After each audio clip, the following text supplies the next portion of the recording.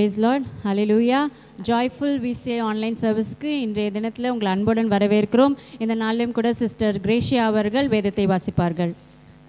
யோவான் 14 அதிகாரம் 6-7. அதற்கு இயேசு, நானே வழியும் சத்தியமும் ஜீவனுமாய் இருக்கிறேன். என்னையே அல்லாமல் ஒருவனும் பிதாவினிடத்தில் வரான். என்னை அறிந்தீர்களானால் என் பிதாவையும் அறிந்திருப்பீர்கள். இது முதல் நீங்கள் அவரை அறிந்தும் அவரை கண்டும் இருக்கிறீர்கள் என்றார். ஆமென். அவர்கள் ஜெபம் செய்வார்கள். ஹல்லேலூயா. அன்பின் பிதாவே, பரலோகத்தின் தேவனே, நாங்கள் உம்மை துதிக்கிறோம். ஆண்டவரே, ராஜா இயேசப்பா, அந்த வேலையிலும் தகப்பனே, நாங்கள் ஒரு மனமாய் கூடி உம்மை துதிக்க, உம்மை ஆராதிக்க, உம்மை ஸ்தோத்தரிக்க தகப்பனே அப்பா, உம்முடைய நாமத்தை உயர்த்த நீர் கொடுத்த அந்த கிருபைக்காக உமக்கு நன்றி செலுத்துகிறோம். இந்த வேலையிலும் தகப்பனே, எங்கள் மத்தியிலே நீங்கள் இடைப்படுங்க. நீரே வழியும் சத்தியமும் ஜீவனுமாய் நீங்கள் இருக்கிறீர் ஆண்டவரே அப்பா. நீர் ஆண்டவரே அப்பா, எங்களுடைய வழிகளில் ஆண்டவரே அப்பா, உம்முடைய கண்ணை வைத்தப்பா எங்களுக்கு ஆலோசனை சொல்லுங்க, எங்களை பாதுகாத்து கொள்ளுங்க, வழி நடத்துங்க. உம்முடைய பிரசன்னம் ஆண்டவரே அப்பா எங்களுடைய கூட இருக்கட்டும். தொடக்கம் முதல் முடிவரை தகப்பனே நீங்கள் பொறுப்படுத்திக் கொள்ளுங்க, வழி நடத்துங்க. ஹல்லேலூயா. இந்த வேளையிலும் கூட நீரே வழி, நீரே சத்தியம், நீரே ஜீவன் என்ற பாடலை பாடுவோம். நம்முடைய தேவன் நீரே வழி, நீரே சத்தியம், நீரே ஜீவனாய் இருக்கிறார். அவர் உண்மையுள்ளவர், என்றும் மாறாதவராய் இருக்கிறார். நம்முடைய தேவனை பொழுது கூட துதித்து பாடுவோம்.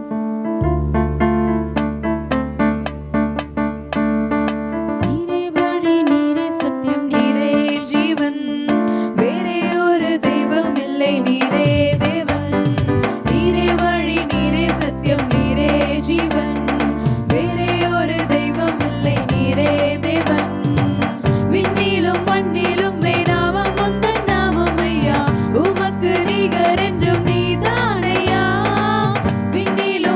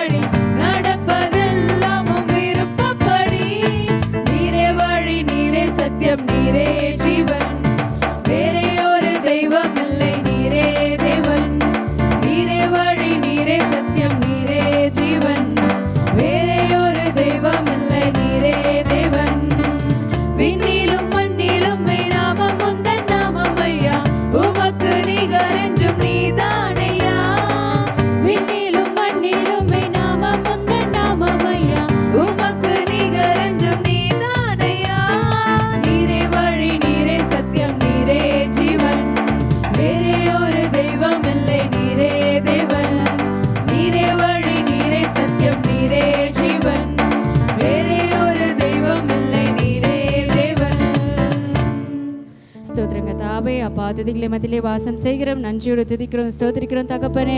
ஆமேன் அப்பா. நீரே எங்களுடைய வாழ்க்கையிலே அப்பா வழியும் சத்தியும் ஜீவனமாக இருந்து அப்பா சுத்திரங்கத்தாவே எங்களை வழிநடத்தி வந்த தேவனே உமக்கு நன்றி செலுத்துகிறோம். இந்த நாளிலும் கூட சப்பா சுத்திரங்கத்தாவே எப்பொழுதும் ஒவ்வொரு நாளும் ஒவ்வொரு நொடி பொழுதும் எங்கள் நினைப்பாவே நீங்கள் இருக்கிறபடியால் உமக்கு நாங்கள் நன்றி என்று சொல்லி துதிக்கிறோம், ஸ்தோத்திரிக்கிறோம் தகப்பனே. அப்பா சுத்திரங்கத்தாவே எந்த நொடி பொழுதும் உறங்காமல் தூங்காமல் எங்களை கண்ணின் மணி போல காத்து வருகிற தேவனே அப்பா இப்பொழுதும் கூட ஏசப்பா நாங்கள் துதித்து ஆராதிக்க அப்பா இந்த சமூகத்தில் நாங்கள் வந்திருக்கிறோம் தகப்பனே. அப்பா சுத்திரங்கத்தாவே இந்த நேரத்தில் கூட ஏசப்பா எங்கள் நினைப்பாவே இருப்பவரே ஏசப்பான்ற ஒரு பாடலை நாங்கள் அப்பா உமக்காக நாங்கள் பாடி உமை துதிக்க வந்திருக்கிறோம். இந்த நாமத்தை நீங்கள் தொழுது கொள்ள வந்திருக்கோம் தகப்பனே. இந்த துதியின் பாடலை கர்த்தர் நீர் அங்கீகரிப்பீராக. ஆமேன். என் நினைப்பாவே இருப்பவரே இசையா, உங்களை நினைச்சாலே உள்ளமெல்லாம் துள்ளுதையா. என் நினைப்பாவே இருப்பவரே இசையா, உங்களை நினைச்சாலே உள்ளமெல்லாம் துள்ளுதையா. அப்பா அம்மா நீங்க தான், ஆசையெல்லாம் நீங்க தான், ஆதரவு நீங்க தான், ஆறுதலோ நீங்க தான். அப்பா அம்மா நீங்க தான், ஆசையெல்லாம் நீங்க தான், ஆதரவு நீங்க தான், ஆறுதலோ நீங்க தான்.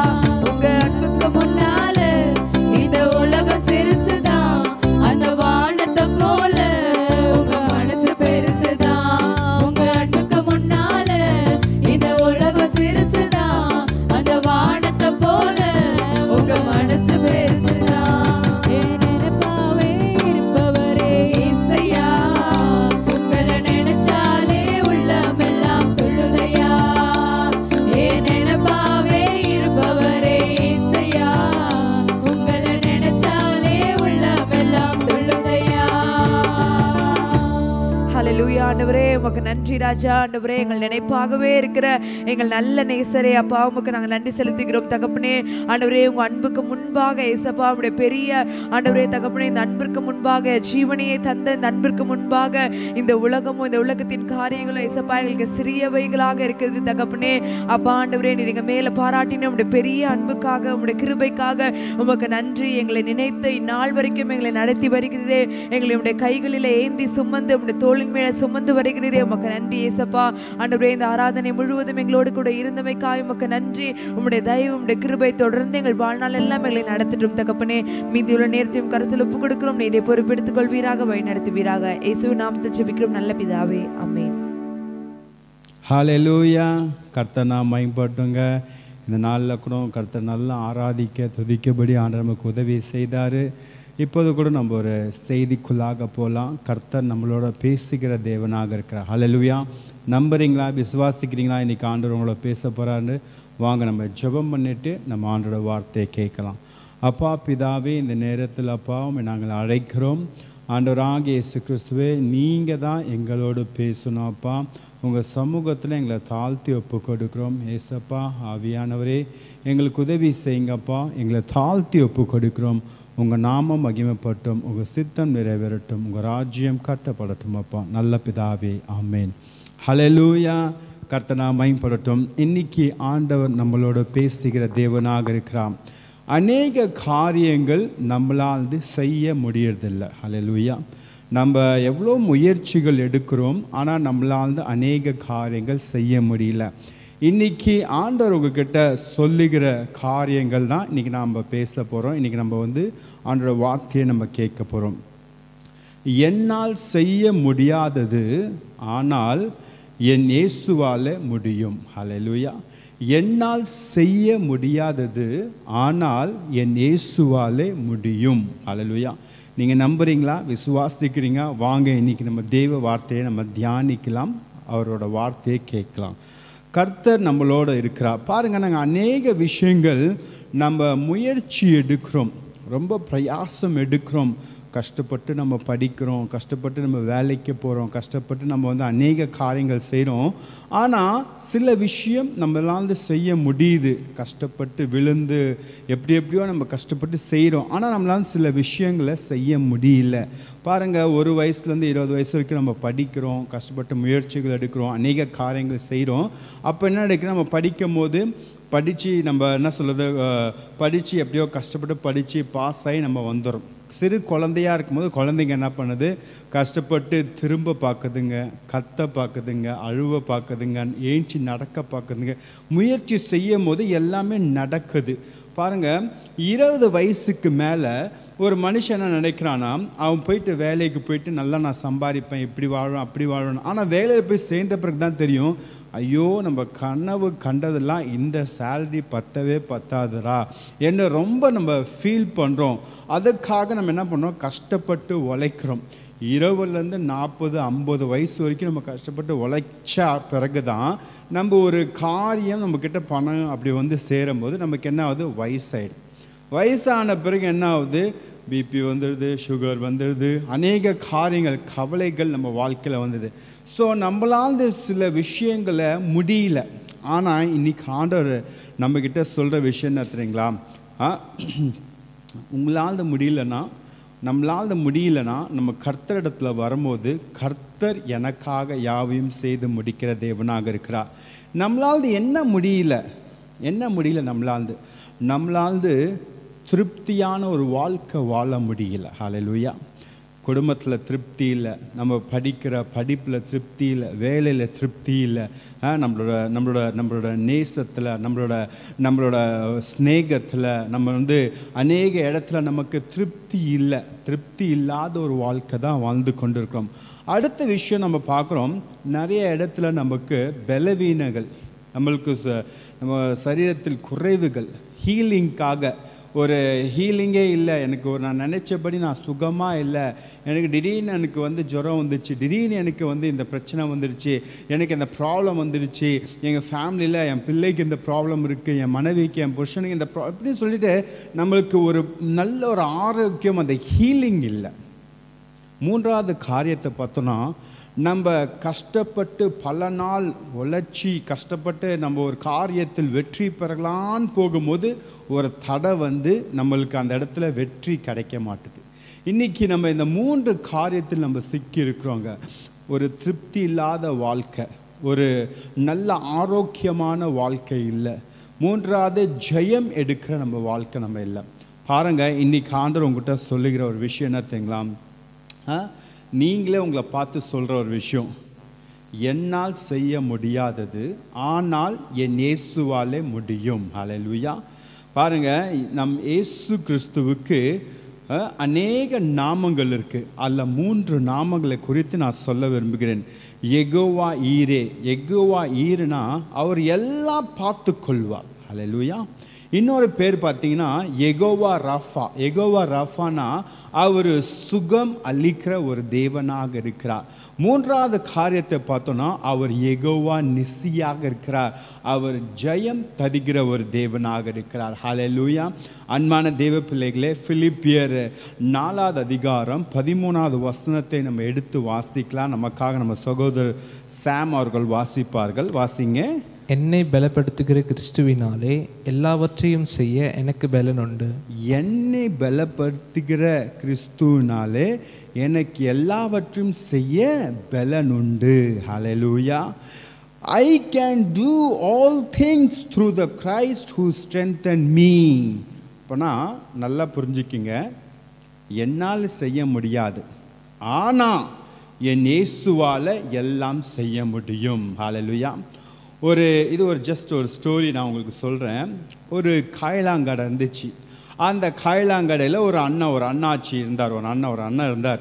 அவர் பார்த்தீங்கன்னா அவர் கடைக்கு வரவங்கலாம் சொல்லுவாங்க, இவர் ரொம்ப நல்லவருங்க, இவர் வந்து நம்ம கொடுக்குற காயலாங்கடை நம்ம ஒரு பொருள் கொடுக்குறோன்னா அது தராசு வெயிட்டோட கம்மியாக இருக்கும் நம்ம கொடுக்குற பொருள், ஆனால் அவர் தராசில் இருக்க பொருளுக்குள்ள அந்த பணத்தை அவர் கொடுத்துருவார் அப்படின்னு எல்லாரும் அவரை புகழ்வாங்க. அப்போ அவர் என்ன செய்வார்னா, அவரோட ஷூக்கு உள்ள ஒரு மேக்னெட்டிக், ஒரு நல்ல பவர்ஃபுல் மேக்னெட் வச்சுருப்பார். யாருக்கும் தெரியாது. ஜனங்க வந்து அவர் கடையில் வந்து பொருள்களை தராசில் வைக்கும் போது, அந்த பெரிய தராசில் இப்படி வைக்கும் போது ஒரு பக்கம் எடைக்கல் இருக்கும். அந்த எடைக்கல்லை வைக்குவார். ஒரு 2 கிலோ 3 கிலோ 4 10 கிலோ வைக்கிறான்னு வச்சுக்கோங்களேன். அப்போ அவங்க வைக்கிற பொருள் கீழே இறங்கும் போது தராசு கல் வச்சு தராசு மேலே போகும்போது அவர் ஷூவை லைட்டாக அவர் என்ன பண்ணுவார், தராசு கீழே அப்படி நீட்டும் போது என்ன ஆகும், அந்த தராசு கல் அப்படியே அந்த கீழே இழுக்கும் போது என்ன ஆகும், இவங்க பொருள் வச்சுருக்க இந்த கொண்டு வராங்களே ஜனங்க, அந்த பொருள் அப்படியே மேலே போகும். அப்போ அவங்க என்ன யோசிப்பாங்க, ஐயோ இதுனா வெயிட் கம்மியாக இருக்கே, நம்ம நினச்ச மாதிரி இவ்வளோ பணம் வராதேன்னு நினைப்பாங்க. ஆனால் அண்ணாச்சி சொல்ல, இப்போ கவலைப்படாதீங்க, நான் இந்த 10 கிலோ காசு உங்களுக்கு தரேன்னு சொல்லிட்டு அவர் அந்த 10 கிலோ காசு கொடுத்து எல்லாரும் அப்படியே யோசிச்சு அவர் அண்ணாச்சின்னு நினச்சிட்டு இருந்தாங்க. அப்போ ஒரு நாள் என்ன நடந்ததுன்னா, அவர் கடைக்கு ஒரு வாலிபன் வந்தான். அந்த வாலிபன் சொன்னால், அண்ணாச்சி உங்ககிட்ட எவ்வளோ எடைக்கல் இருக்குது, அங்கே பாருங்கள் 30 கிலோ இருக்குது, நான் வந்து நீங்கள் அந்த ஒரு 30 கிலோ 50 கிலோ அந்த எடைக்கல் இங்கே வச்சிங்கன்னா நான் அது மேலே ஏறி நின்னேன்னா உங்கள் கல்லெல்லாம் மேலே போயிடும். நீங்கள் இவ்வளோ நாள் எல்லாருக்கும் வந்து உங்கள் எடைக்கல் தான் அதிகம் வெயிட்டாக இருந்தாலும் ஜனங்க பொருள் கம்மியாக இருந்தாலும் நீங்கள் காசை கொடுப்பீங்க, ஆனால் இன்றைக்கி நான் அந்த தராசு மேலே ஏறி நின்று உங்கள் எடைக்கல்லை நான் மேலே கொண்டு வரேன் பாருங்கன்னு சொல்லிட்டு அவன் ஒரு விளையாட்டாக சொல்லி அந்த தராசு மேலே ஏறி நின்னவொடனே அண்ணாச்சி சிரிச்சுக்கினே வந்து அவரோட தராசு கல்லுகள்லாம் எடுத்து அவரோட தராசு மிஷினில் வைக்கும் போது அவர் என்ன சொன்னார், இதோ பாருங்க வாலிபனே, இந்த தராசு கல்லுக்கு பதிலாக நம்ம என்ன பண்ணலாம், உன் வாழ்க்கையில் இருக்கிற பிரச்சனைகள் கஷ்டங்கள் எவ்வளோ இருக்குது, நான் அதை கொண்டு வந்து இதில் வைக்கிறேன். அது எப்படி என்னாச்சு நீங்கள் வைப்பீங்க, ஃபஸ்ட்டு நீ வந்து நீ படிக்க வந்திருக்க சொல்லிட்டு அவர் என்ன பண்ணார், நிறைய புஸ்தகங்களை கொண்டு வந்து வச்ச உடனே அந்த பையனோட வெயிட்டும் அந்த புக்ஸு பார்த்தீங்கன்னா கொஞ்சம் அந்த பையன் அப்படி கொஞ்சம் லைட்டாக மேலே வந்தால் அந்த புக்ஸ் லைட்டாக அப்படி கீழே வந்துச்சு. உடனே அவர் சொன்னார், நீ படிச்சுட்டா மட்டும் பத்தாதுப்பா, நீ வீட்டை கட்டிப்பார், கல்யாணம் பண்ணிப்பார் என்று பழமொழி இருக்குது தெரியுமா? ஆமாம் தெரியுங்க அண்ணாச்சி, இப்போ நான் இதில் வந்து நான் கல்லை வைக்க போகிறேன்னு சொல்லிட்டு நிறைய செங்கலை தூக்கி வச்ச உடனே இந்த பையன் இன்னும் கொஞ்சம் மேலே போயிட்டான். அப்புறம் சொன்னால், நீ கல்யாணம் பண்ணல, கொஞ்சம் துணி மூட்டையை தூக்கி மேலே வச்சார். வச்ச உடனே இந்த தராசு அண்ணாச்சி வச்சுருக்க தராசு பக்கம் கீழே போயிடுச்சு. அவன் ரொம்ப கொஞ்சம் மேலே போயிட்டான். இப்போ சொன்னார், இப்போ உனக்கு கல்யாணம் ஆயிடுச்சு, வீடு வந்துடுச்சு, பார்த்தியா இந்த பக்கம்தான் வெயிட்டாக இருக்குது, நீ மேலே இருக்க, இது நீ சமாளிக்க முடியுமாப்பா அப்படின்னு அவன் என்ன பண்ணான், அந்த பையன் ஒரு ஃபோர்ஸாக அந்த அந்த அந்த தராசை அமுக்கும் போது இது கொஞ்சம் கீழே வந்துச்சு. கீழே வந்த உடனே இவர் அண்ணாச்சி சொன்னார், இதுக்கப்புறம் வாழ்க்கையில் சின்ன சின்ன பிரச்சனைகள் வரும்ப்பா, கல்கள் வரும்ப்பா, சின்ன சின்ன கல்லுங்க பிரச்சனைகள்லாம் வரும் சொல்லிட்டு ஒரு ஜல்லி மூட்டையை எடுத்து, கருங்கல் ஜல்லி மூட்டையை எடுத்து அது தராசு மேலே வச்சார். வச்ச உடனே இவன் சல்லுன்னு மேலே போயிட்டான், மேலே ஹைட்டுக்கு போயிட்டான். அப்போ அவர் அண்ணாச்சி சொன்னார், பார்த்தியா நீ ஜெயிக்கலை, இந்த உன் வாழ்க்கையில் இருக்கிற பிரச்சனைகள் கஷ்டங்கள் எல்லாம் தான் உன்னை ஜெயிச்சிருக்கு, நீ ஜெயிக்கவே முடியாது. அப்போ அந்த சிறு பையன், அந்த டீனேஜ் பாய் அந்த ரோட்டில் போகிறவங்கள பார்த்து, ஐயா எனக்கு கொஞ்சம் உதவி செய்யுங்க, நான் மேலே போயிட்டேன் தராசில், எனக்கு கொஞ்சம் கீழே இழுங்கன்னு சொல்லும் போது அண்ணாச்சி இந்த கடை உரிமையாளர் இல்லையா, அவர் சொன்னார், யாரும் உதவி செய்யக்கூடாது, அவனே வரணும்னு. அப்போ யாரும் அவருக்கு உதவி செய்யலை, எல்லாம் போயிட்டாங்க. அப்போ அந்த பக்கமாக ஒரு பெரியவர் வந்தார். அவர் யாருன்னு பார்த்தீங்கன்னா, அவர் அந்த ஏரியாவோட தலைவர். அந்த ஏரியா நல்ல ஒரு முக்கியமான ஆள். அப்போ அவர் அண்ணாச்சியை குறித்து அவருக்கு தெரியும், இவர் என்ன பண்ணுறாரு, ஏன் இவருக்கு நல்ல பேர் எல்லாரும் அந்த பெரியவருக்கு தெரியும். அவர் என்ன பண்ணார், அந்த பையன் அந்த பெரியவர்கிட்ட போய் கேட்டான், அண்ணாச்சி சார் எனக்கு உதவி செய்யுங்க என்று அவர்கிட்ட கேட்கும் போது, என்னப்பா ஆச்சு, எனக்கு கொஞ்சம் உதவி செய்யுங்க, நான் தராசில் மேலே போயிட்டேன், எனக்கு கொஞ்சம் கீழே கொண்டு வாங்கன்னு சொன்னார்.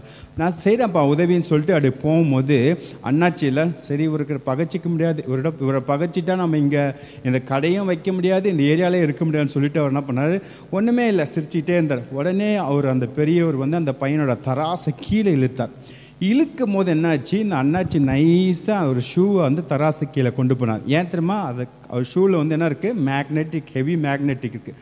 அது இழுக்கும் போது அந்த பையன் கீழே வரல. உடனே இந்த பெரியவருக்கு புரிஞ்சிடுச்சு என்ன பிரச்சனைன்னு. இவர் என்ன பண்ணார், சடனாக அந்த பையனோட தராசு இழுத்து அந்த பையனோட மேலே ஏறி நின்றுக்கிட்டார். நின்ன உடனே மொத்த வெயிட்டுக்கு அந்த பையனும் அந்த பெரியவரும் கீழே வந்துட்டாங்க. இருக்கிற எல்லா பிரச்சனைகளும் தூரமாக விழுந்து விட்டது. ஹல்லேலூயா. இந்த கதையிலேருந்து உங்களுக்கு என்ன சொல்கிறேன்னா, இந்த உலகம் பார்த்திங்கன்னா ஒரு கைலாங்கடை மாதிரி. இந்த உலகத்தில் உங்களுக்கு எல்லாமே கிடைக்கும். ஆனால் நீங்கள் எந்த பிரச்சனைகள், உங்கள் வாழ்க்கையில் இருக்க கஷ்டங்களை நீங்கள் ஜெயிக்க முடியாது. உங்களுக்கு ஒரு வேண்டும். யார் அதுனா, இயேசு கிறிஸ்து. ஹல்லேலூயா. இயேசு உங்களோட இருக்கும் போது, அந்த இயேசு உங்களோட இருக்கும் போது நீங்கள் சொல்லலாம், I can do all things through the Christ who strengthened me. என்னை பலப்படுத்துக்கும் கிறிஸ்துவாலே நான் எல்லாமே என்னால் செய்ய முடியும். ஹல்லேலூயா. அன்பான தேவ ஜனங்களே, கர்த்தர் உங்களோடு பேசிக்கொண்டிருக்கிறார். பாருங்க, கர்த்தர் உங்கள் பட்சத்தில் இருந்தார்னா கண்டிப்பாக நீங்கள் ஜெயிப்பீங்க. இன்னைக்கு ஆண்டவர் உங்களோட பேசுகிறார்.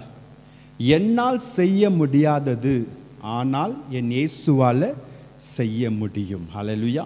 நீங்கள் விசுவாசிக்கிறீங்களா? இன்னைக்கு கலீலி என்று ஒரு மனுஷன் இருந்தார். உங்களுக்கு எல்லாருக்கும் தெரியும் யார் அவர்னு. கலீலி அவர் பார்த்தீங்கன்னா 1564 1642 வருஷங்கள் அது மத்தியில் வாழ்ந்த ஒரு மனுஷன். அவரோட தகப்பனோட பேர் பார்த்தீங்கன்னா வின்சியோ கலீலி. அவர் ஒரு ஃபேமஸ் ஸ்ட்ரிங் இன்ஸ்ட்ருமெண்ட் பிளேயர் ஒரு சர்ச்சஸில். அந்த சமயத்தில் அவர் ரொம்ப ஒரு ஃபேமஸான மனுஷன். அநேக சர்ச்சஸில் அந்த வின்சியோ கலீலியா கூப்பிட்டு நிறைய சர்ச்சஸில் பார்த்தீங்கன்னா அவர் இருந்த இடம் பார்த்தீங்கன்னா எங்கன்னா இட்டாலி தேசத்தில் அந்த சாய் கோபுரம் இருக்குது பார்த்தீங்கன்னா, கோபுரம் ஒன்று சாஞ்ச மாதிரி இருக்கும் பாருங்கள், அந்த தேசத்தில் வாழ்ந்து கொண்டிருந்தாங்க. அப்போ அந்த ஊரில் இருக்க எல்லா சர்ச்சிலையும் பார்த்தீங்கன்னா அந்த வின்சியோ கலீலி ஒரு ஃபேமஸான மனுஷன்.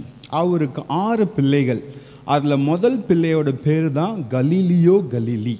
இவங்களோட பூர்வீகம் பார்த்தீங்கன்னா கலீலியா என்ற ஊர்லேருந்து இவங்க வந்திருக்காங்க.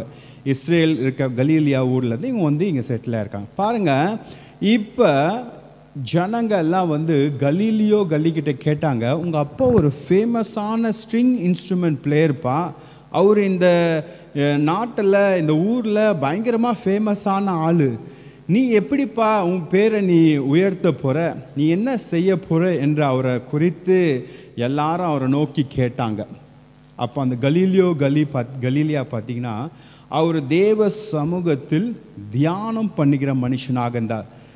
ரெகுலராக ஆண்டவர் சமூகத்தில் போய் உட்காந்து தியானம் பண்ணுவார், ஜபம் பண்ணுவார், வேதத்தை தியானிப்பார், சர்ச்சுக்கு போவார், தியானிப்பார், எல்லாம் செய்வார் ரெகுலராக.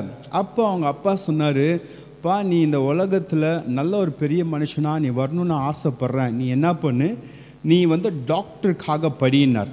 உடனே இவர் என்ன பண்ணார், கலீலியோ போயிட்டு ப்ரேயர் பண்ணிவிட்டு வரும்போது அவர் ஸ்ட்ரீட்டில் வந்து நிற்கும் போது ஒரு லேம்ப் ஸ்டாண்டு, அந்த லேம்ப் ஸ்டாண்டில் பார்த்தீங்கன்னா ஒரு விளக்கு உள்ளே எரிஞ்சிட்டு இருந்தது.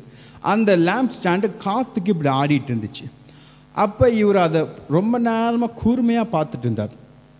பார்த்துட்டு தன் தகப்பன் இடத்துல போய் சொன்னார், அப்பா எனக்கு டாக்டர் ஆக ஆசை இல்லை, I want to become a mathematicians, நான் அந்த மேத்தமெட்டிஷியனில் போய் படிக்கணும்னு ஆசைப்பட்றேன், நான் படித்தேன்னா கண்டிப்பாக நான் ஒரு நல்ல நிலைமைக்கு வருவேன் என்று நான் நம்புகிறேன்ப்பா, நான் உறுதியாக நம்புகிறேன், நான் வந்து ஆண்டவர் சமூகத்தில் டிவோஷன் பண்ணி ப்ரேயர் பண்ணிட்டேன், எனக்கு வந்து ஐ ஃபீல் நான் மேத்தமெட்டிஷியன் படிக்கும் போது கண்டிப்பாக நான் இதில் வருவேன் என்று எனக்கு ஒரு நம்பிக்கை இருக்கப்பான்னு சொல்லிட்டு அவங்க அப்பாட்ட சொன்னான். அவங்க அப்பா சொன்னார், சரிப்பா நீ செய்யப்பான்னாராம். பாருங்கள், கலீலியோ அவர் யாருன்னா, அவர் என்ன கண்டுபிடிச்சார்னா, அவர் மேத்தமெட்டிஷியன்ஸை படிச்சுட்டே இருக்கும் போது அப்போது அந்த காலத்தில் டெலஸ்கோப் இருந்துச்சு. அந்த டெலஸ்கோப்பில் ஒரு குறிப்பிட்ட தூரம் பார்க்கலாம். ஆனால் அவர் அந்த டெலஸ்கோப்பை இம்ப்ரூவ்மெண்ட் பண்ணி இந்த பூமியிலேருந்து வானத்தில் இருக்கிற ஜூபிட்டர், மார்ஸ், வீனஸ், மெர்க்குரி எல்லாத்தையும் தெளிவாக பார்க்குற மாதிரி ஒரு டெலஸ்கோப்பை அவர் ரெடி பண்ணார். அது மட்டும் இல்லை, ஒரு எறும்பு உடம்புல என்ன பார்ட்ஸ் இருக்குது, மைக்ரோ லென்ஸ் பார்க்குறோம் இல்லைங்களா, மைக்ரோஸ்கோப், அது போல் ஒரு லென்ஸும் அவர் கண்டுபிடிச்சார். இது மட்டும் அவர் கண்டுபிடிக்கல, அவர் என்ன கண்டுபிடிச்சார்னா தெர்மாமீட்டர், நம்மளுக்கு ஜுரம் வந்தால் வச்சு பார்க்குறோம் இல்லைங்களா, தெர்மல் மீட்டர்லாம் வச்சு பார்க்குறோம் இல்லையா, எவ்வளோ ஜுரம் வந்துச்சு, அவர் கிளைமேட்டிக் தெர்மாமீட்டரை வந்து கண்டுபிடிச்சார்.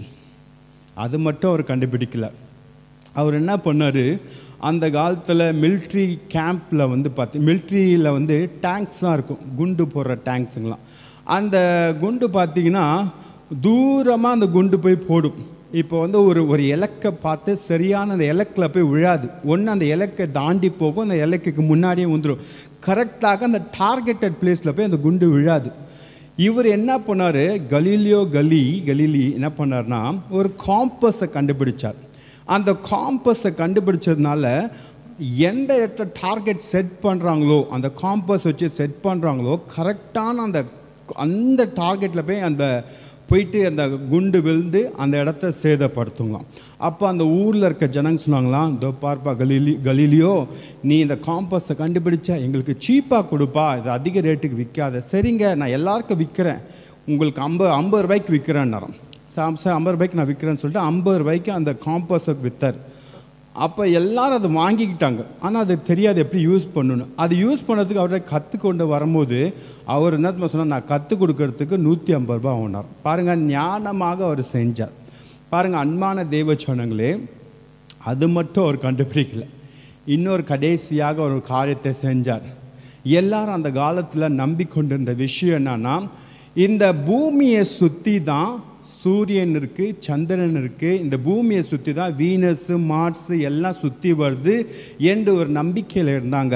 ஆனால் கலீலி என்ன சொன்னார்னா, இல்லை, இந்த சூரியனை சுற்றி தான் பூமி சுற்றுது, மூன் சுற்றுது, ஜூபிட்டர், வீனஸ் எல்லாமே. அப்போ அந்த சமயத்தில் பார்த்திங்கன்னா எல்லாம் நிறைய சர்ச்சஸ், ரிலீஜியஸ் ஜனங்களாக இருந்தாங்க. அது எப்படி கடவுள் படைச்ச அந்த பூமியை தவறி பூமி எப்படி சூரியனை சுற்றும், சூரியன் தான் பூமியை சுற்றுன்னு சொல்லிட்டு பயங்கர ஆர்கியூமெண்ட் பண்ணி கலீலியோ வந்து ரொம்ப ரொம்ப வந்து தாக்குனாங்க. ஆனால் அவர் சொன்னார், இல்லை இது எனக்கு வெளிப்பட்ட விஷயம், நான் கண்டுபிடிச்ச விஷயம், இதுதான் உண்மை, இந்த உண்மையை தவிர நான் மாற மாட்டேன்னு சொல்லிட்டு அவர் அதில் ரொம்ப அக்யூரேட்டாக ரொம்ப பிடிவாதமாக இருந்தார். அப்போ அந்த சமயத்தில் இருக்க ரோம் போப் அவர்கள் என்ன பண்ணார், இவர் தான் அகெயின்ஸ்ட் சர்ச்சுக்கு போகிறான்னு சொல்லிட்டு இவர் என்ன பண்ணிட்டாங்க, கொண்டு போய் வீட்டு சிறைசாலையில் வச்சுட்டாங்க. வீட்டு சிறைசாலையில் இருந்துக்கிட்டு இவர் நிறைய புக்ஸ் எழுதினார், என்னென்னமோ பண்ணார். அப்புறம் அவர் அப்படியாக மரித்து போனார். கொஞ்ச நாள் கழித்து, கொஞ்சம் வருஷங்கள் கழித்து இந்த பூமியில் என்ன கண்டுபிடிச்சாங்கன்னா, சூரியனை சுற்றி தான் எர்த்து சுற்றுது, மூணு சுற்றுது, வீனஸ் சுற்றுது, மார்ஸ் சுற்றுன்னு கண்டுபிடிச்ச உடனே அவங்க என்ன பண்ணாங்க, இந்த ரோமில் இருக்க அந்த போப்பு இன்டர்நேஷ்னலி தே அனௌன்ஸ்டு கலீலியோ கலி இட்ஸ் வெரி ட்ரூ அண்ட் கரெக்டாக சொன்னார். அவருக்கு நாங்கள் இதை செய்ததுக்கு நாங்கள் பகிரங்கமாக மன்னிப்பு கேட்குறோம்.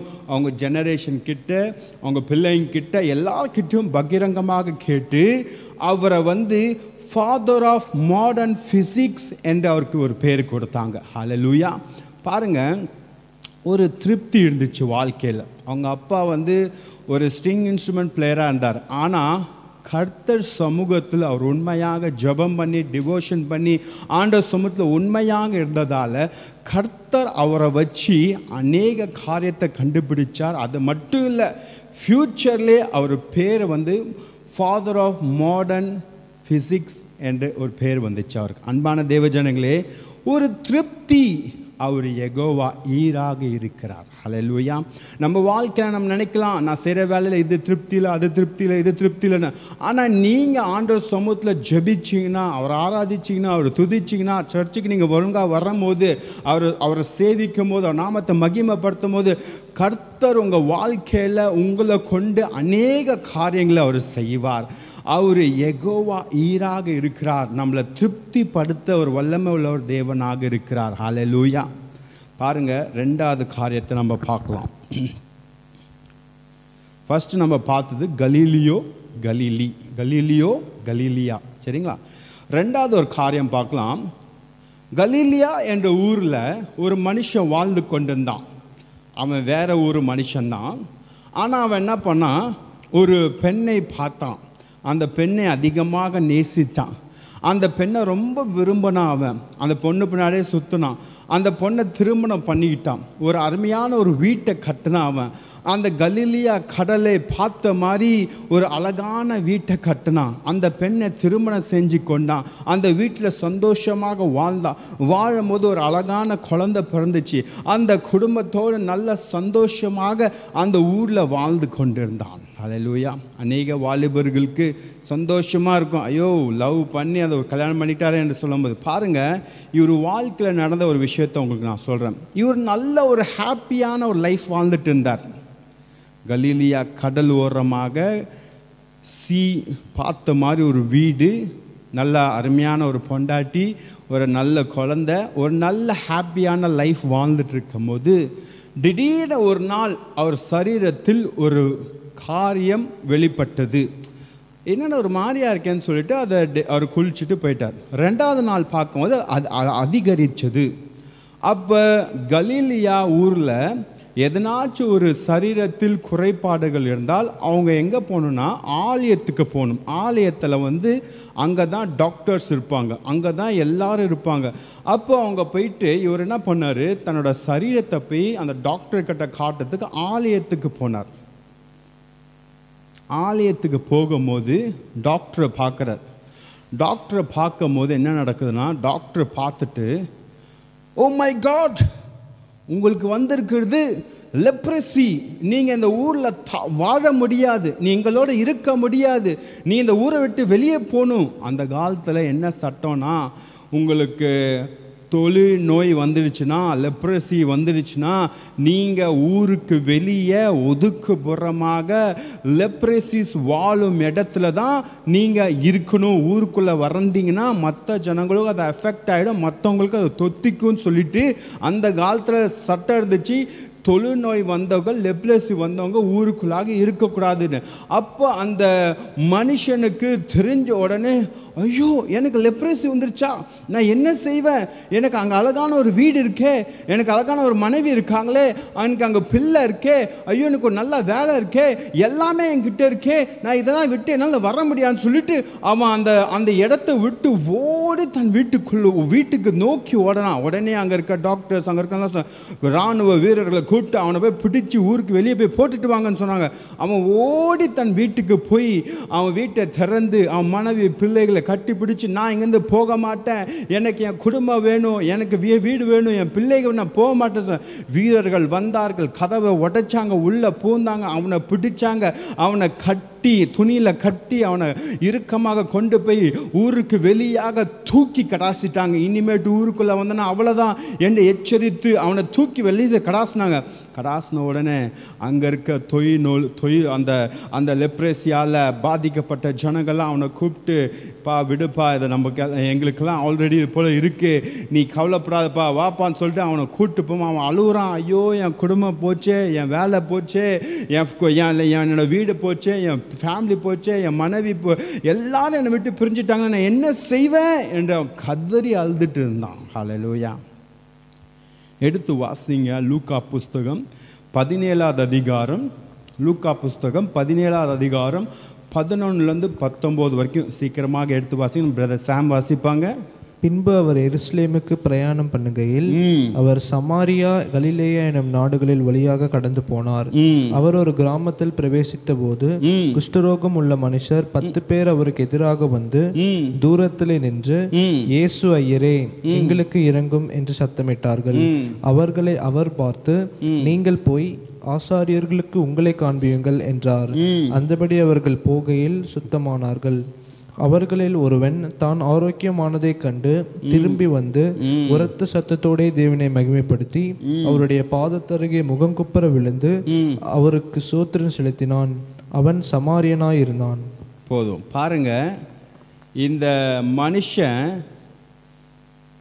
ரொம்ப கஷ்டத்தில் வேதனையில் இருந்தான். அப்போ இங்கே இருக்க 10 குஷ்டரோகிகள் சேர்ந்து இந்த ஊருக்கு ஒதுக்குப்புறமாக பார்டரில் இயேசு கிறிஸ்து ஒருத்தர் போகிறாரு. அவர் இடத்துல போய் நம்ம கேட்கும் போது அவர்கிட்ட போய் மனதுருகத்தை இறக்கத்தை கேட்டானா கண்டிப்பாக உதவி செய்வார் என்று சொல்லிட்டு 10 குஷ்டர்கள் சேர்ந்து போயிட்டு அவர்கிட்ட கெஞ்சுறாங்க, ஐயா எங்கள் வாழ்க்கை போயிடுச்சு, நாங்கள் நம்பி வந்தது எல்லாம் எங்கே போயிடுச்சு, எங்களுக்கு வியாதி வந்துடுச்சு, என்ன பண்ணுன்னு தெரில, எங்களுக்கு உதவி செய்யுங்க, இரக்கமாக இருங்கன்று ஒரு இரக்கத்தோடு மேர்சிக்காக ஒரு இரக்கமாக இருங்க, தயவாருங்க போய் புலம்பி போய் கேட்கும் போது இயேசு கிறிஸ்து நம்ம சொன்னார், போயிட்டு என்ன பண்ணுங்க, நீங்கள் யார்கிட்ட காட்டுங்கன்னு சொன்னார். படிக்கிறீங்களா அந்த வசனத்தை இன்னொரு வாட்டி? யார்கிட்ட போய் காட்ட சொன்னார் அவர்? அந்த லூக்கா 17 வாசிங்களா இன்னொரு வாட்டி, 11வது அதிகாரத்தில் வாசிங்களா. அவர்களை அவர் பார்த்து, நீங்கள் போய் ஆசாரியர்களுக்கு உங்களை காண்பியுங்கள். யாருக்கு போய் காட்டணுமா? ஆசாரியர்கள் தான் இவங்களை பார்த்து உனக்கு குஷ்டரோகம் இருக்குன்னு சொல்லி ஊருக்கு வெளியே தூக்கி போட சொன்னது ஆசாரியர்கள் தான். இப்போ இங்கே இயேசு கிறிஸ்து சொல்கிறாரு, நீ போய் ஆசாரியர்கிட்ட போய் காட்டுன்றார். இப்போ இவங்க என்ன பண்ணுறாங்க, 10 பேரும் அப்படியே கீழ்ப்படிஞ்சு அவங்க அப்படியே ஆசாரியரை பார்க்க போகும்போது அவங்க சரீரம் அப்படியே சிறு பிள்ளைகளின் சரீரத்தை போல, ஒரு அழகான சரீரத்தை போல, அந்த நோய்கள்லாம் அவரை விட்டு நீங்கி போய் எல்லாமே ஒரு சுத்தமாக மாறியிருக்கிறார்கள். ஹல்லேலூயா.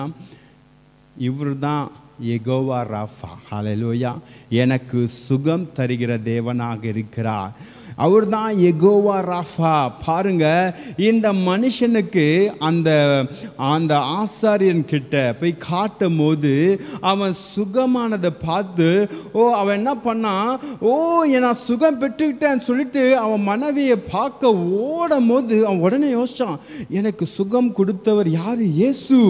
உடனே அவன் திரும்பி இயேசுவை நோக்கி ஓடி இயேசு சமூகத்தில் வந்து மண்டியிட்டு, ஐயரே, இயேசு ஐயரே, உமக்கு நன்றி, எனக்கு சுகத்தை கொடுத்தீங்க, எனக்கு நல்ல வாழ்க்கையை கொடுத்தீங்க, எனக்கு சுகத்தை கொடுத்தீங்க, எனக்கு சமாதானத்தை கொடுத்தீங்க, எனக்கு மறுபடியும் ஒரு நல்ல வாழ்க்கையை கொடுத்தீங்க. நான் மறுபடியும் போயிட்டு தலை நிமிர்ந்து என் பிள்ளைகளோட என் மனைவியோட அந்த ஊர்ல நான் தலை நிமிர்ந்து வாழ்வேன் என்று நன்றி சொல்லி அவன் மறுபடியும் அந்த கலிலியா ஊருக்குள்ளாக சென்றான். ஹல்லேலூயா. நம்ம இயேசு நமக்கு சுகம் தருகிற தேவனாக இருக்கிறார்.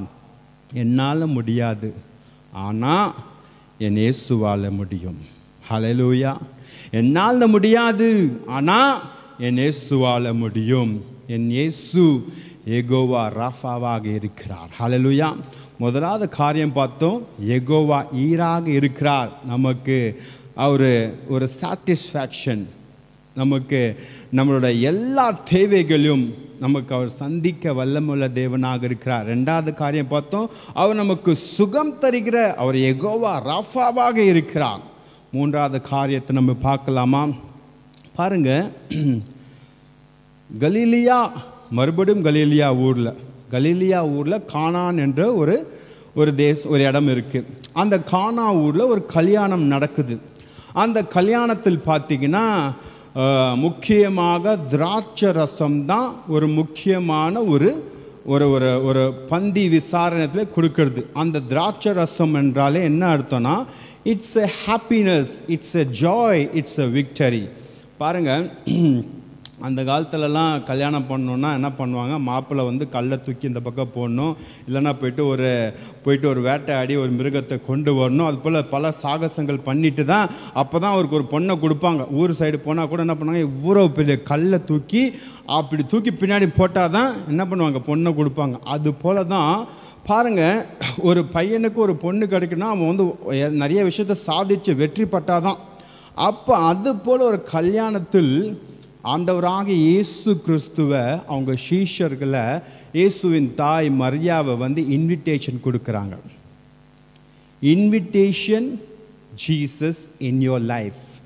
இன்னைக்கு உங்களை பார்த்து நான் சொல்கிறேன் பாருங்கள், கானா ஒரு கல்யாணத்தில், அந்த கல்யாணத்தில் இயேசுவை இன்வைட் பண்ணியிருந்தாங்க. அப்போ அந்த கல்யாணத்துக்கு இயேசு அவர் சீஷர்கள் போயிருக்கும் போது அந்த ஊர் கல்யாணத்தில் திராட்சை ரசம் குறைஞ்சி போச்சு. அந்த திராட்சை ரசம் குறைஞ்சிடுச்சுன்னா வந்திருக்க ஜனங்கள்லாம், ஐயோ என்ன திராட்சை ரசம் குறைஞ்சி போச்சு, ஒரு சந்தோஷம் இல்லையே, ஒரு சமாதானம் இல்லையே, ஐயோ இந்த ஒரு ஜெயம் இல்லையே, இவங்க செஞ்ச கல்யாணம் நல்லாவே இல்லையேன்னு சொல்லி ஒரு மாதிரி பேசிட்டு போயிடுவாங்க. அப்போ அங்கே இருக்க ஒரு பிரச்சனையை தெரிஞ்ச உடனே மரியா காதில் போய் விழுது. மரியா என்ன சொல்கிறாங்க, இயேசு இங்கே இருக்கிறாரு, இயேசு சொன்னதுபடி நீங்கள் செய்யுங்க, கண்டிப்பாக இந்த திருமணத்தில் எல்லாம் சந்திக்கப்படும் என்று சொல்லும் போது அங்கே இருக்க எல்லா வேலைக்காரர்கள் வராங்க. ஹல்லேலூயா. எடுத்து நம்ம வாசிக்கலாமா? யோவான் புஸ்தகத்தில் 2வது அதிகாரம் 7-10 வரைக்கும் வாசிங்க. சாம்பிரதை வாசிப்பாங்க. இயேசு வேலைக்காரரை நோக்கி, ஜாடிகளிலே தண்ணீர் நிரப்புங்கள் என்றார். இயேசு என்ன சொன்னார்? வேலைக்காரர்களை நோக்கி, இதோ பாருங்கப்பா, இங்கே இருக்க ஜாடிகள், பெரிய பெரிய ஜாடிகள் இருக்குது, இதில் வந்து தண்ணீரை ரொப்புங்க. என்ன ரொப்புங்க? வெறும் தண்ணீரை ரொப்புங்க. மேற்கொண்டு படிங்க. அவர்கள் அவைகளை நிறைய நிரப்பினார்கள். அவர்கள் கீழ்ப்படிஞ்சு என்ன பண்ணாங்க? தண்ணீரை ரொப்புனாங்க. அப்புறம் அவர் அவர்களை நோக்கி, நீங்கள் இப்பொழுதும் உண்டு பந்தி விசாரிப்பு காரனிடத்தில் கொண்டு போங்கள் என்றார். அவர்கள் கொண்டு போனார்கள். அந்த திராட்சரசம் எங்கே இருந்து வந்ததென்று தண்ணீரை மொண்ட வேலைக்காரருக்கு தெரிந்ததே அன்றி பந்தி விசாரிப்புக்காரனுக்கு தெரியாததினால் அவன் திராட்சரசமாய் மாறின தண்ணீரை ருசி பார்த்து மணவாளனை அழைத்து, எந்த மனுஷனும் முன்பு நல்ல ரசத்தை கொடுத்து ஜனங்களுக்கு திருப்தி அடைந்த பின்பு ருசி குறைந்ததை கொடுப்பான், நீரோ நல்ல ரசத்தை இதுவரைக்கும் வைத்திருந்தீரே என்றான். பாருங்க, இந்த கர்ஜாடியில் ரொப்பப்பட்ட அந்த தண்ணீரை மொண்டுக்கிட்டு போயிட்டு அந்த பந்தி விசாரிட்ட போய் கொடுக்கும்போது அவன் எடுத்து குடிச்சிட்ட பிறகு சொல்கிறான் வேலைக்காரனை பார்த்து, ஏய் என்னப்பா இது, முன்னாடி எப்போவுமே நல்ல திராட்சை ரசத்தை முன்னாடி கொடுப்பாங்க, அப்புறம் தான் மிச்ச மீதியை கொடுப்பாங்க, நீ என்னன்னா நல்ல திராட்சை ரசத்தை இப்போ கொடுக்குற அப்படின்னு கேட்குறாங்க. பாருங்கள், என்னால் முடியாதது ஆனால் என் இயேசுவால் முடியும். ஹல்லேலூயா. நம் தேவன் யார்னா யெகோவா நிசியாக இருக்கிறார். அவர் நமக்கு ஜெயம் தருகிற ஒரு தேவனாக இருக்கிறார். நீங்கள் எந்த காரியம் செய்தாலும் சரி, நீங்கள் எந்த வேலை, கல்யாணமாகட்டும், நீங்கள் அதில் ஒரு வேலையாகட்டும், இல்லை நீங்கள் எதை செஞ்சாலும் சரி, நீங்கள் இயேசுவை நீங்கள் உதவி கேட்கும் போது, இயேசு உங்கள் கூட நீங்கள் வைக்கும் போது கண்டிப்பாக உங்கள் வாழ்க்கையில் ஜெயம் கிடைக்குங்க. ஹல்லேலூயா. என்னால் முடியாது, ஆனால் என் இயேசுவால் எல்லாம் முடியும். அன்பான தேவ ஜனங்களே, இன்னைக்கு ஆண்டவர் உங்களோட பேசி கொண்டிருக்கிறார். நம்ம இயேசு யார்னா யெகோவா நிசியாக இருக்கிறார். ஹல்லேலூயா. முதலாவது நம்ம படித்தோம், அவர் யெகோவா ஈராக இருக்கிறார், நம்ம தேவைகள் எல்லாம் சந்திப்பார். ரெண்டாவது நம்ம பார்த்தோம், அவர் யெகோவா ரஃபாவாக இருக்கிறார், அவர் நமக்கு சுகம் அளிக்கிற ஒரு தேவனாக இருக்கிறார். மூன்றாவது பார்த்தோம், அவர் யெகோவா நிசியாக இருக்கிறார், அவர் நமக்கு எல்லா இடத்திலும் நம்ம பேரு கெட்டு போகாதபடி, நம்ம தலை குனிந்து போகாதபடி, நம்ம வெட்கப்பட்டு போகாதபடி, அவர் நம்மளை ஜெயத்தை தருகிற, அவர் ஜெய கொடியை பிடிச்சி நமக்காக வெற்றியை தருகிறவராக இருக்கிறார். ஹல்லேலூயா. அன்பான தேவ ஜனங்களே, இன்னைக்கு ஆண்டவர் உங்களோட பேசியிருப்பார், நான் விசுவாசிக்கிறேன், நான் நம்புகிறேன். கர்த்தர் நல்லவராக இருக்கிறாருங்க. அவரை நம்புங்க, அவரை விசுவாசிங்க. கர்த்தரால் கூடாதது ஒன்றுமே இல்லைங்க. கர்த்தர் நம்ம வாழ்க்கையில் ஆசீர்வாதத்தை தர முடியும். கர்த்தர் நம்ம வாழ்க்கையில் எல்லாமே செய்ய முடியும். ஆனால் நீங்கள் என்னதுமா செய்யணும்? ஒரே ஒரு விஷயத்தை, விசுவாசம். விசுவாசம். கலீலியாக்கு என்ன விசுவாசம்னா, ஆண்டவர் மேலே விசுவாசம். டிவோஷனல். ஆண்டவர் சுமத்தை தியானம் பண்ணார், ஜெபம் பண்ணார், எல்லாம் பண்ணார். ஆண்டவர் வெளிப்படுத்தினார். கலீலியா ஊரில் வாழ்ந்து கொண்டிருந்த சமாரியன் மனுஷனுக்கு ஆண்டவர் மேலே விசுவாசம், அதனால் அந்த லெப்ரேசி அவனை விட்டு நீங்கி போச்சு. வேலைக்காரர்களுக்கு இயேசு மேலே விசுவாசம், அதனால தான் வெறும் தண்ணீரை எடுத்து ஜாடியை நிரப்புனாங்க. அந்த அற்புதமான ஒண்டர்ஃபுல்லான ஒரு திராட்சை ரசத்தை ஆண்டவர் கொடுத்து ஆசீர்வதித்தார். ஹல்லேலூயா. அன்பான தேவ ஜனங்களே, எல்லோரும் நம்ம கண்களை மூடலாமா? ஒரு விஷயம் நம்ம ஜெபிக்கலாமா? ஆண்டவரே, இந்த காணொலியை பார்க்குற, இந்த ஆன்லைன் பார்க்குற ஒவ்வொருத்தருக்காக நான் ஜெபிக்கிறேனாப்பா. எங்களால் முடியாதப்பா, என்னால் முடியாது, ஆனால் என் இயேசுவால் எல்லாம் முடியும். என்னால் முடியாது, ஆனால் என் இயேசுவால் எல்லாம் முடியும். நான் மேலே தான் இருக்கேன், இந்த உலகம் என்னை கீழேருந்து நீ ஒன்றுமே இல்லைன்னு சொல்கிறாங்க, ஆனால் நீங்கள் என் கூட வந்தீங்கன்னா ஆண்டவரே நான் எல்லாமே சமாளிச்சிருவேன். ஆண்டவரே நீ என் கூட நில்லுங்கப்பா. ஆண்டவரே, இந்த உலகம் எங்களை மேலே எவ்வளோ ப்ராப்ளம் ப்ரெஷரை கொடுத்து, ப்ராப்ளம்ஸை கொடுத்து, டென்ஷனை கொடுத்து, எல்லாம் கொடுத்து எங்களை கத்தாவே நான் நீ எதுக்கும் லாய்க்கலை என்று சொல்லி எங்களை ஒன்றும் இல்லைன்னு காட்டினாலும் நாங்கள் உங்களை நம்புகிறோம், விசுவாசிக்கிறோம். அப்பா, நீங்கள் எங்கள் கூட இருந்தால் போதும். ஆண்டவரே, இயேசு என் கூட இருந்தால் நான் எல்லாமே சமாளிக்க முடியும், நான் எல்லாத்துலேயும் ஜெயத்தை பெற்ற முடியும், நான் எல்லாமே என் வாழ்க்கையில் நடக்கும். என்னால் இல்லை, ஆனால் என் இயேசுவால் எல்லாமே கூடும். அப்பா பிதாவே, இந்த காணொலியை பார்க்குற ஒவ்வொருத்தருக்கும் நீங்கள் உதவி செய்யுங்க. விசுவாசத்தை தாங்க, நம்பிக்கையை தாங்க, உங்கள் கிருபையை தாங்க, உங்கள் தயவை தாங்க. இவங்க கூட நீங்கள் நில்லுங்கப்பா. இவங்க கூட நீங்கள் கூட இருந்து யெகோவா ஈராக நீங்கள் இருங்க, யெகோவா ராஃபாவாக இருங்க, யெகோவா நிசியாக நீங்கள் இருங்க. எங்கள் கூடவே நீங்கள் இருங்க ஏசப்பா. உங்கள் சமூகத்தில் எங்களை ஒப்பு கொடுக்குறோமாப்பா. I can do through Christ all things who strengthen me, Lord. என்னை பலப்படுத்துகிற கிறிஸ்துவால் நான் எல்லாமே செய்ய எனக்கு பலன் உண்டு. ஆண்டவரே எங்களுக்கு பலன் நீங்கள் இருந்தால் தான் பலன் அப்பா. உங்கள் சமூகத்தில் தாழ்த்தி ஒப்பு கொடுக்கிறோம், ஜெபிக்கிறோம் அப்பா. நீங்கள் எல்லாரையும் ஆசீர்வதிங்க, வழி நடத்துங்க. எங்கள் ஜெபத்தை கேட்ட நல்ல பிதாவே, ஆமேன், ஆமேன், ஆமேன். ஹல்லேலூயா. அன்பான தேவ ஜனங்களே, நான் விசுவாசிக்கிறேன், நம்புகிறேன் கர்த்தர் உங்களோட பேசியிருப்பார் என்று. ஹல்லேலூயா. நம்ம எல்லோரும் ஒரு விசை காணிக்கைக்காக ஜெபம் பண்ணலாம். ஆண்டவரே, காணிக்கை தசமாக கொடுக்குற ஒவ்வொரு உங்கள் பிள்ளைகளை நீங்கள் ஆசீர்வதிங்க. கர்த்தர் நாமம் மகிமைப்படட்டும். இயேசு கிறிஸ்து நாமத்தை வேண்டிக் கொள்கிறோம் நல்ல பிதாவே, ஆமேன். நம்ம எல்லாரும் சேர்ந்து சொல்லலாமா? என் ஆத்துமாவே கர்த்தரை ஸ்தோத்திரே, என் முழுவதுமே ஒரு பரிசுத்த நாமத்தை ஸ்தோத்திரே. என் ஆத்துமாவே கர்த்தரை ஸ்தோத்திரே, கர்த்தர் செய்த சகல உபகாரம் மறவாதிருப்பாயாக. ஆமேன். The grace of Lord Jesus Christ, the love of God, the coming of the Holy Spirit be with us now and forever. Amen, amen, amen. Hallelujah, hallelujah, hallelujah. கர்த்தர் உங்களை ஆசீர்வதிப்பாராக. Thank you. God bless you.